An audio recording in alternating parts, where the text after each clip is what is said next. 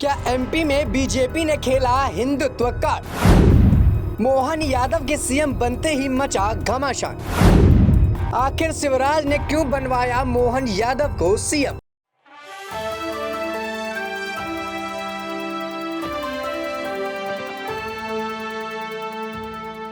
नमस्कार, आप देख रहे हैं नेक्स्ट 9 न्यूज पॉलिटिकल बाइट। मैं हूं आपके साथ आकाश त्रिवेदी। दर्शकों, आप सभी का बहुत बहुत स्वागत है हमारे खास प्रोग्राम ताजा बवाल पर। और दर्शकों, इस ताजा बवाल पर बात करेंगे मोहन यादव के सीएम बनने के ऊपर। दर्शकों, आपको बता दें कि मध्य प्रदेश में यहां पर आरएसएस के करीबी माने जाने वाले मोहन यादव को यहां पर सीएम बना दिया गया। इसके बाद से ही चर्चाएं तेज हैं कि आखिरकार शिवराज सिंह चौहान को सीएम क्यों नहीं बनाया गया। और उससे भी ज्यादा चर्चाएं इस बात की तेज है कि कैलाश विजयवर्गीय जब एक अच्छे नेता के तौर पर देखे जा रहे थे, पूरी रेस में सबसे आगे थे और उनको सीएम नहीं बनाया गया। और उसके बाद मोहन यादव जो पूरी रेस में सबसे पीछे थे, जिनको शायद यहाँ कोई जानता भी नहीं था और अनुमान भी नहीं लगाया जा रहा था कि मोहन यादव को यहाँ पर कोई सीएम भी बना सकता है, क्योंकि वो उज्जैन की सीट से विधानसभा क्षेत्र में आए थे और वहां से विधायक हुए थे। लेकिन कहीं ना कहीं वो अब सीएम की रेस में अचानक से आगे कैसे आ गए, इसको लेकर कई बड़े सवाल खड़े होते। इसके साथ ही आपको बता दें कि इस पूरे मामले पर सिंधिया को लेकर चर्चाएं भी तेज हैं कि सिंधिया यहां के दावेदार हो सकते थे, लेकिन भारतीय जनता पार्टी ने सिंधिया को साइड किनार कर दिया, क्योंकि सिंधिया पूरी उम्मीदों के साथ भारतीय जनता पार्टी से जुड़े थे कि आने वाले वक्त में उनको एक बेहतर अपॉर्चुनिटी मिलेगी, एक बेहतर मौका मिलेगा भारतीय जनता पार्टी में चमकने का, लोगों के बीच में चमकने का। और कहीं ना कहीं वो खुद को सीएम के रूप पर देख रहे थे। लेकिन मध्य प्रदेश में यहां पर भारतीय जनता पार्टी ने पूरा खेल ही पलट डाला। बता दें कि शिवराज सिंह चौहान की उम्मीदें लगाई जा रही थी, कैलाश विजयवर्गीय की उम्मीदें लगाई जा रही थी। कहा जा रहा था कि इन दोनों में से किसी एक के चेहरे पर यहां भारतीय जनता पार्टी खेलेगी, लेकिन इन दोनों ही चेहरों को नदारद कर दिया और ऐसे व्यक्ति को लेके आए जिसको ना के बराबर लोग जानते थे और शायद उनकी पहचान भी लोगों के पास नहीं थी कि आखिर ये कौन है। बस जिस क्षेत्र के वो विधायक थे उस क्षेत्र के लोग उनको जानते थे। और भोपाल मध्य प्रदेश की जो मेन राज्यों की बात करें, वहां मेन शहरों की बात करें, वहां पर लोग इनको नहीं जानते थे। ऐसे में अचानक से उनका नाम बाहर आया और आला कमान ने उनका नाम तय किया, तो सरगर्मियां इस बात की तेज हो गई कि आखिरकार आला कमान ने इनका नाम आगे किया क्यों। बता दें कि इस पूरे मुद्दे पर सिंधिया की चर्चाएं सबसे ज्यादा तेज इसीलिए है क्योंकि सिंधिया एक बड़ी उम्मीद जताए बैठे थे और भारतीय जनता पार्टी ने उनकी उम्मीदों को पूरी तरह से पानी फेर दिया। सिंधिया जो कांग्रेस छोड़कर भाजपा में आए थे और इस उम्मीद से आए थे कि आने वाले शिवराज सिंह के बाद मैं ही दावेदार हूं जो मध्य प्रदेश की कमान को संभालूंगा, लेकिन यहां पर उनकी कमान किसी और के हाथ में दे दी गई और सिंधिया को यहां पर पूरी तरह से साइड किनार कर दिया गया। इसके बाद भी यहां पर आपको बता दें कि सिंधिया का बड़ा बयान आता है। सिंधिया अपने ट्विटर हैंडल पर ट्वीट करते हैं और कई बड़ी बातों को लिखते हैं। आपको बता दें कि यहां पर सिंधिया ट्वीट करके इस बात को जाहिर करते हैं कि आपको बहुत बहुत बधाइयां, आप एक कर्मठशील यहां पर प्रत्याशी हैं और जिस प्रकार से आपने यहां पर सीएम पद को संभाला उसके लिए शुभकामनाएं। दर्शकों, इस पूरे मुद्दे को लेकर चर्चाएं इसलिए भी तेज है क्योंकि सिंधिया जहां एक तरफ उम्मीद लगाए बैठे थे, भले ही वो अपने मुंह से बातें न कह रहे हो, लेकिन उनके मन में ये सारी बातें चल रही थी कि वो सीएम होंगे। और यहां पर बेमन की तरह अगर बात करें तो यहां पर सिंधिया ये सारे बातों को बोलते हुए नजर आए। वहीं आपको बता दें कि सिंधिया एक बात और बोलते हैं। कर्मठ साथी श्री मोहन यादव को भाजपा विधायक दल बैठक में मध्य प्रदेश के मुख्यमंत्री मनोनीत किए जाने की हार्दिक बधाइयां। मुझे विश्वास है कि आदरणीय प्रधानमंत्री नरेंद्र मोदी जी के कुशल मार्गदर्शन से आप मध्य प्रदेश की प्रगति और विकास की नई ऊंचाइयों पर ले जाएंगे। जन कल्याण के क्षेत्र में आप नई कीर्तिमान रचेंगे। इस नई जिम्मेदारी के लिए आपको बहुत बहुत शुभकामनाएं। ये सारी बातें सिंधिया यहाँ पर अपने ट्विटर हैंडल पर ट्वीट करके लिखते हैं। वहीं सर्वसम्मानित से मध्य प्रदेश के मुख्यमंत्री चयनित किए जाने पर उज्जैन के श्री मोहन यादव को हार्दिक बधाइयां, उपलब्धियां और कार्यभार संभालने के लिए मेरी तरफ से शुभकामनाएं। मेरा पूर्ण विश्वास है कि नरेंद्र मोदी जी ने जो नेतृत्व पर आपको सौंपा है, आप डबल इंजन की सरकार के लक्ष्यों को प्राप्त करेंगे और सरकार को उत्तरोत्तर वृद्धि सुनिश्चित करेंगे। इसको लेकर इन्होंने बड़ी बात कही और अपने ट्विटर हैंडल पर ये सारी बातें कही। वहीं बता दें कि भारतीय जनता पार्टी ने उज्जैन सीट से विधायक मोहन यादव के नाम पर ऐलान कर मध्य प्रदेश के नए मुख्यमंत्री के तौर पर उनको घोषित कर दिया है। जगदीश देवड़ा और राजेश शुक्ला उप मुख्यमंत्री होंगे, जबकि केंद्र में मंत्री रहे नरेंद्र सिंह तोमर अब मध्य प्रदेश विधानसभा के स्पीकर बनाए जाएंगे। यहाँ पर केंद्रीय मंत्री जो रह चुके नरेंद्र सिंह तोमर, उनको यहाँ पर अब स्पीकर बनाया जाएगा और वो स्पीकर के हिसाब से कार्यभार संभालेंगे।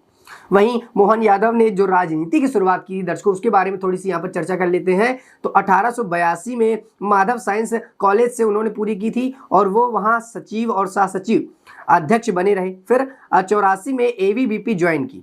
2013 में पहली बार विधायक बने। 2018 में फिर से जीते और 2020 में मध्य प्रदेश सरकार के मंत्री भी रहे। उच्च शिक्षा विभाग इन्हें मिला था। वहीं इस बार के चुनाव में उज्जैन दक्षिण में जीतकर विधानसभा चुनाव पर पहुंचे थे। मोहन यादव करीब 30 साल से राष्ट्रीय स्वयंसेवक संघ से जुड़े। 1993 में उन्होंने उज्जैन में आरएसएस ज्वाइन की थी। इसके अलावा वो 2011-2013 मध्य प्रदेश राज्य पर्यटक विकास निगम के भोपाल अध्यक्ष भी रहे और इस पद को लेकर कैबिनेट मंत्री का भी दर्जा उनको दर्ज मिला।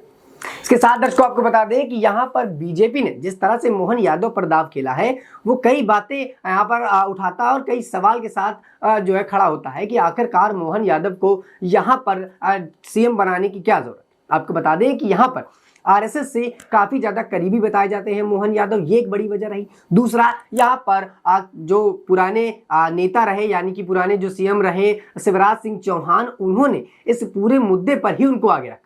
बता दें कि यहाँ पर शिवराज सिंह चौहान ही थे जिन्होंने कहीं ना कहीं इनका नाम आगे किया था और वो चाहते थे कि मोहन यादव ही मध्य प्रदेश की कमान को संभाले। तो इसको लेकर इस बात की भी सियासत तेज हो गई। क्या यहाँ पर शिवराज सिंह चौहान को ये पहले से पता था कि वो सीएम नहीं बनने वाले और आला कमान ने उनको ये बात बताई थी और आला कमान शिवराज सिंह चौहान दोनों ने मिलकर पहले ही तय किया था कि किसको यहाँ पर सीएम बनाना, क्योंकि लगातार सीएम रेस में कई नेता दौड़ रहे थे। लेकिन उन सारे ही नेताओं को अलग करके एक पीछे सा नेता उठाया गया जो कि यहाँ पर राजनीति पर कहीं ना कहीं मध्य प्रदेश की एकदम नया चेहरा बताया जा रहा है। बता दें कि यहाँ पर चुनाव आयोग की तरफ से मोहन यादव पर केस भी दर्ज था और चुनाव आयोग ने यहाँ पर 2 दिन के जो है उनके प्रचार के लिए रोका भी था पिछले चुनावों को लेकर। ऐसे में जो भारतीय जनता पार्टी ये दावा कर रही थी कि हम साफ सुथरे जो है चेहरे को लेकर आएंगे जिसके ऊपर एक भी घोटालों का आरोप ना हो, एक भी आरोप किसी प्रकार का न मढ़ा गया हो, उस नेताओं को निकल कर आएंगे।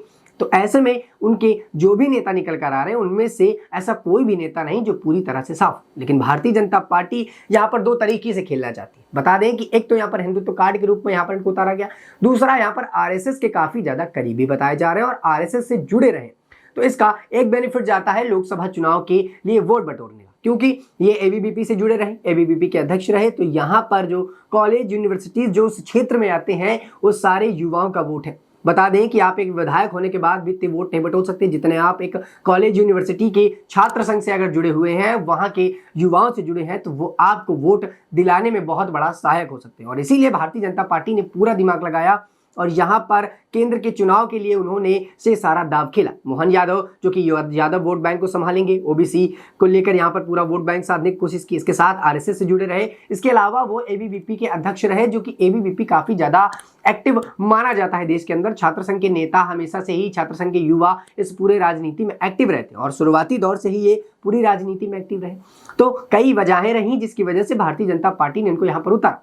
एक और वजह आपको बता दें तो यहाँ पर भारतीय जनता पार्टी ने जिस प्रकार से देश के अंदर ओबीसी जो वोटर्स है और जिस प्रकार से यहाँ पर आज समुदाय को लेकर जनगणना की बात की जा रही है, यानी ओबीसी जनगणना की बात की जा रही है, राहुल गांधी इसको लेकर तमाम मुद्दे उठा रहे हैं और लगातार विपक्षी पार्टी ये दावा ठोक रही है कि यहाँ पर जनगणना होना चाहिए। तो भारतीय जनता पार्टी ने कहीं ना कहीं ये दिमाग लगाया कि आने वाले वक्त पर ये जनगणनाएं अगर होती हैं तो हमारे पास एक बढ़िया मौका रहेगा यहाँ पर वोट बटोरने का। इसके साथ ही भारतीय जनता पार्टी ने पूरा दिमाग लगाया और यहाँ पर मोहन यादव को उतारा। वो मोहन यादव जो पूरी रेस में कहीं भी नहीं थे, उनको कोई जान नहीं रहा था और अचानक से उनको बाहर जो है ऊपर निकाल के आया। कहा यह जाता है कि जब जब भारतीय जनता पार्टी अपना नेता तय करने पर देरी लगाती है तब तब वो नए चेहरे पर ही कार्ड खेलती है। ऐसे में छत्तीसगढ़ की बात कर लें तो छत्तीसगढ़ में भी विष्णुदेव साय को यहाँ पर अब बनाया गया है। वो भी एक नया चेहरा ही बताए जा रहे हैं जो पूरी ही रेस में कहीं ना कहीं दिखाई नहीं दे रहे थे। यहाँ पर रेणुका सिंह का नाम आगे आ रहा था, लेकिन रेणुका सिंह को यहाँ पर पूरी तरह से दरकिनार कर दिया गया और यहाँ पर विष्णुदेव को आगे कर दिया गया। और आपको बता दें वो जनजाति समुदाय से आते हैं। तो यहाँ पर भारतीय जनता पार्टी ने 2 राज्यों पर, एक तरफ यहाँ पर उन्होंने हिंदुत्व कार्ड खेला, वही दूसरी तरफ जनजाति समुदाय से एक नेता को बिठाया जो कि जनजाति समुदाय का पूरा वोट अपनी तरफ करेगा। इधर यादव वोट पूरा घसीटेगा, उधर यहाँ पर मोहन यादव केंद्र के चुनाव में जो युवा वर्ग का वोट है वो बड़े आसानी से अपनी तरफ आकर्षित कर सकते हैं और आरएसएस इस पूरी काम में लगा हुआ है। ऐसे में दर्शकों इस बात को लेकर बनती है कि शिवराज सिंह चौहान को क्या यहाँ पर कोई बड़ा पद दिया जाएगा, क्योंकि शिवराज सिंह चौहान ने जिस प्रकार से राजनीति से अपना संन्यास दिया, अपना इस्तीफा उन्होंने सौंप दिया राज्यपाल को, तो कहीं ना कहीं ये बताता है कि शिवराज सिंह चौहान को इस पूरे पद से हटने के लिए यहाँ पर कोई बड़ा पद देने की बात की जा रही है। हालांकि अब तक इस पूरे मौके पर और इस पूरे मुद्दे पर अब तक भारतीय जनता पार्टी ने कोई भी जवाब नहीं दिया और खुद शिवराज सिंह चौहान ने इस बारे में कोई टिप्पणी नहीं की। लेकिन सवाल यहाँ पर लगातार यही उठते हैं कि भारतीय जनता पार्टी और शिवराज सिंह चौहान क्या दोनों पहले से जानते थे कि शिवराज को यहाँ पर सीएम नहीं बनाया जाएगा और किसी अन्य नेता को उठाया जाएगा? क्योंकि अचानक से जिस प्रकार से मीटिंग चल रही थी तो वहां पर वसुंधरा राजे को लेकर यानी राजस्थान की सियासत को लेकर घमासान मचा था कि उनके लिए कोई नेता तय किया जाएगा। लेकिन यहाँ पर जो नेता तय होकर आया वो मध्य प्रदेश के लिए तय होकर आया और मध्य प्रदेश की सियासत पर भूचाल सा आ गया जैसे ही मोहन यादव का यहाँ पर नाम बताया गया और मोहन यादव को ये कुर्सी सौंपने की वादा किया गया। ऐसे में लगातार सवाल उठते हैं और ऐसे में कई सवाल इस बात के भी उठते हैं कि आखिरकार सिंधिया कब क्या होगा? क्या सिंधिया अब वापस से कांग्रेस में चले जाएंगे? क्या सिंधिया अब इनकी पार्टी को छोड़ देंगे? क्योंकि जिस प्रकार की राजनीतिक छवि लेकर सिंधिया इनके खेमे पर आए थे वो राजनीतिक छवि इनकी अब यहाँ पर होती हुई दिखाई नहीं दे रही और लगातार इनकी जो छवि है, जो औहदा है, वो धूमिल होता हुआ नजर आ रहा है। तो आने वाले समय में अब क्या सिंधिया यहाँ पर कोई बगावत कर सकते हैं बीजेपी के साथ? क्या शिवराज सिंह चौहान कोई बगावत कर सकते हैं? ये कई बड़े सवाल खड़े करता है क्योंकि शिवराज सिंह चौहान की वजह से मध्य प्रदेश में कहीं ना कहीं भारतीय जनता पार्टी जीती, इस बात के कयास लगाए जा रहे हैं। खुद सिंधिया ने इस बात को दोहराया था कि यहाँ पर शिवराज सिंह चौहान की वजह से ही हम कहीं ना कहीं ये पूरा जीते हैं, क्योंकि शिवराज सिंह चौहान जिस प्रकार से लाडली बहना योजना को आगे बढ़ा रहे हैं, उसका निर्वहन कर रहे हैं, बहनों से, अपने भांजे भांजे और जनता से मिल रहे हैं, वो ये बताता है कि शिवराज सिंह चौहान का नेतृत्व तो काफी ज्यादा अच्छा है। इसके साथ ही दर्शकों आपको बता दें कि यहाँ पर लगातार जो खबरें सामने आ रही, जो सूत्र बता रहे हैं, उसके हिसाब से लोगों का मानना है, मध्य प्रदेश की जनता का यह मानना है कि यहाँ पर अगर मध्य प्रदेश में अगर शिवराज सिंह चौहान को नहीं बुलाया जाता, शिवराज सिंह चौहान नहीं आते, तो अगले विधानसभा चुनाव में भारतीय जनता पार्टी उम्मीद न करे कि यहाँ पर उनको वोट मिलेगा, क्योंकि शिवराज सिंह चौहान यहाँ लोगों की पहली पसंद बन चुके थे और जनता ये चाहती थी कि शिवराज सिंह चौहान को यहाँ पर सीएम के रूप में उतारा जाए। लेकिन यहाँ पर शिवराज सिंह चौहान को नहीं, कैलाश विजयवर्गीय को नहीं, यहाँ पर कहीं ना कहीं मोहन यादव को उतार दिया गया, जो कई बड़े सवाल खड़े करता है। इस पूरे मुद्दे पर दर्शकों आप अपनी क्या राय रखते हैं? क्या यहाँ पर शिवराज सिंह चौहान को ही आज सीएम बनना चाहिए या फिर शिवराज सिंह चौहान, सिंधिया जिस प्रकार से पार्टी से नदारद हुए, इनको अनदेखा किया गया, तो क्या आने वाले समय में ये दोनों कोई बगावत कर सकते हैं? क्या यहाँ पर शिवराज सिंह चौहान को कोई बड़ा पद देने का लालच दिया गया, इस वजह से शिवराज सिंह चौहान ने यहाँ पर सीएम पद को त्याग दिया? आप अपनी राय नीचे कमेंट बॉक्स में हमें जरूर दीजिएगा। फिलहाल के लिए इतना ही। देश दुनिया की तमाम खबरों से जुड़े रहने के लिए देखते रहिए next time news political bite.